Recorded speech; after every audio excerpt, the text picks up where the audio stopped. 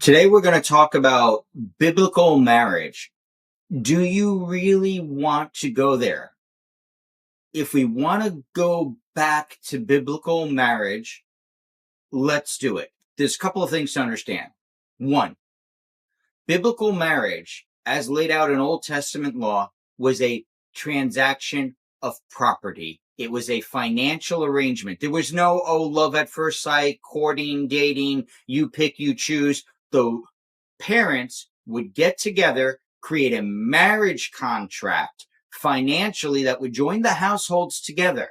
The kids had no choice, so nobody got to choose who they were married to. It was a financial transaction between the parents, and there was a contract. So that's the first thing to understand. That was biblical marriage. Number two, as part of that agreement, if the woman that was in her father's household, the young lady, was not a virgin, and she had already found to be slept with somebody else, she would be taken out and stoned to death. So let's go back to biblical marriage. All these young girls and all these young ladies, if they've had sex before marriage, let's take them out and stone them.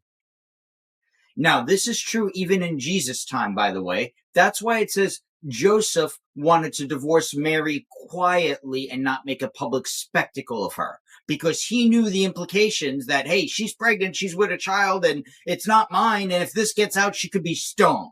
So don't just say, oh, that's Old Testament. But let's talk about New Testament biblical marriage.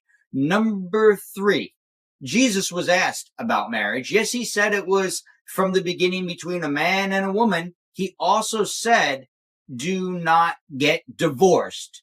So anybody that is in a second marriage and is not with their original partner is not in a biblical marriage. Divorce is wrong, and those are the words of Jesus Christ himself directly. Funny, he didn't say anything about gay marriage, because guess what? It did not exist in Bible times. Last but not least, if we want to go back to good Bible marriage, then what we need to do is have women be completely submissive to their husbands as the weaker vessel. And they're not in charge of things. They don't have control of the house or the financial matters, let alone work.